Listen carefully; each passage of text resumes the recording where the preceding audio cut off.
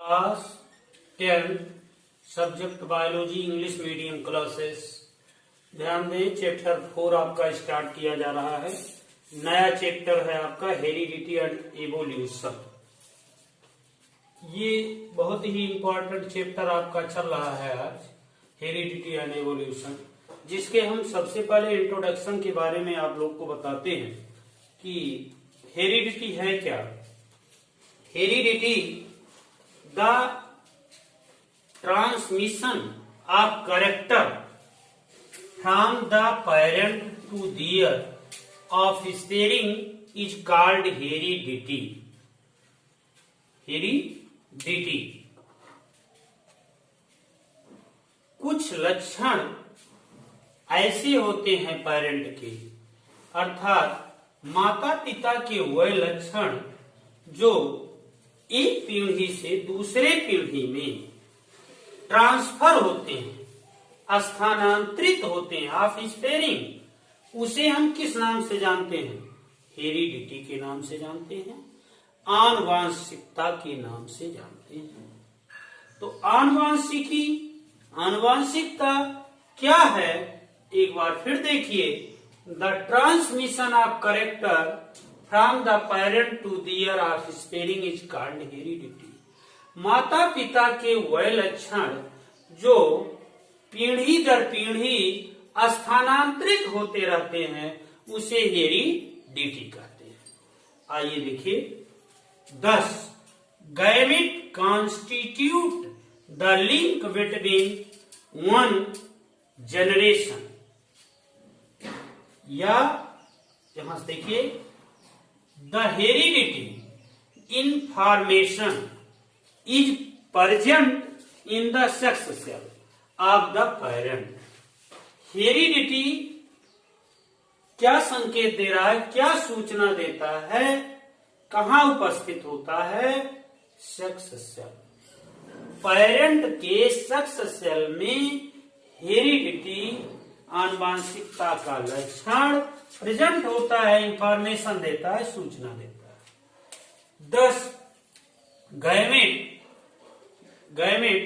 constitute the link between one generation and the next and pass on the paternal and maternal character or trait to the offspring।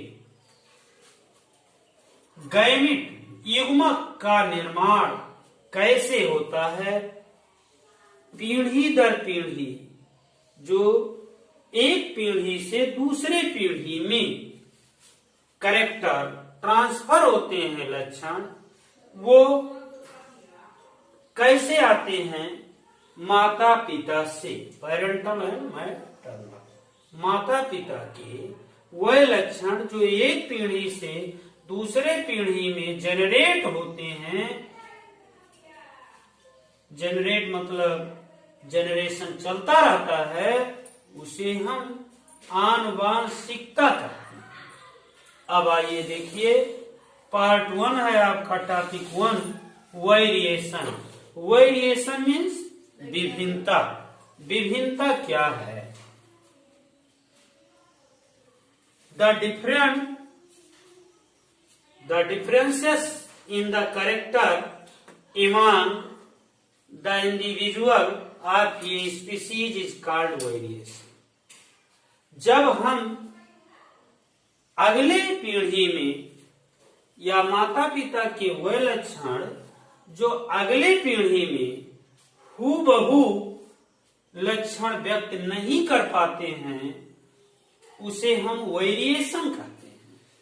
अर्थात पीढ़ी दर पीढ़ी में उनके बच्चों में, उनके संतानों में कुछ अंतर आ जाते हैं, उसे हम क्या कहेंगे? वेरिएशन कहते हैं। जैसे एग्जाम्पल, माता पिता की आंखें कैसी हैं? काली हैं। अगर उनके संतान की आंखें नीली या भूरी हो जाती हैं, तो वह वेरिएशन के अंतर्गत आ जाता है, विभिन्नता के अंतर्गत आ जाता है।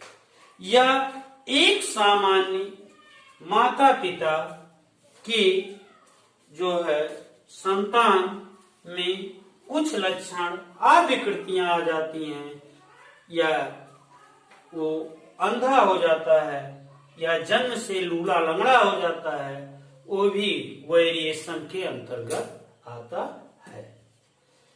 In most of the people the earlobe is hanging and it's called free ear lobe. देखें, जो कुछ लोगों में आपने देखा होगा कि उनके जो ईयर होते हैं, ईयर लोब होते हैं, कान जो होते हैं, वो काफी लंबे यूं बड़े हो जाते हैं, लेकिन वो अगली पीढ़ी में उस पर तरीके से नहीं रहते हैं। तो ये भी उसका क्या हो गया, डिफरेंस हो गया, वेरिएशन। इन सब पीपल, कुछ में however the earlobe is closely बंद होता है, attach to the side of the head and it's is called attach earlobe. अर्थात जो ईयर लोब होते हैं, जो कान होते हैं, कानों के ऊपर बाल आ जाते हैं और कान लंबे होते हैं, ऐसे कुछ पीढ़ी दर पीढ़ी अंतर आते रहते हैं। The free ear lobe and attach year lobes are the variation found in human. The variation is necessity for organic evolution. इस तरीके से जैव विकास में कई प्रकार की विभिन्नताएं आती रहती हैं, जिसे हम वेरिएशन कहते हैं। कभी कभी एक सामान्य माता पिता के जो संतान होते हैं, उनके बच्चों में बाल जो होते हैं वो घुघरालू आ जाते हैं, वो भी वेरिएशन के अंतर्गत आते हैं। इस प्रकार हम इसे विभिन्नताएं कहते हैं। Thank you.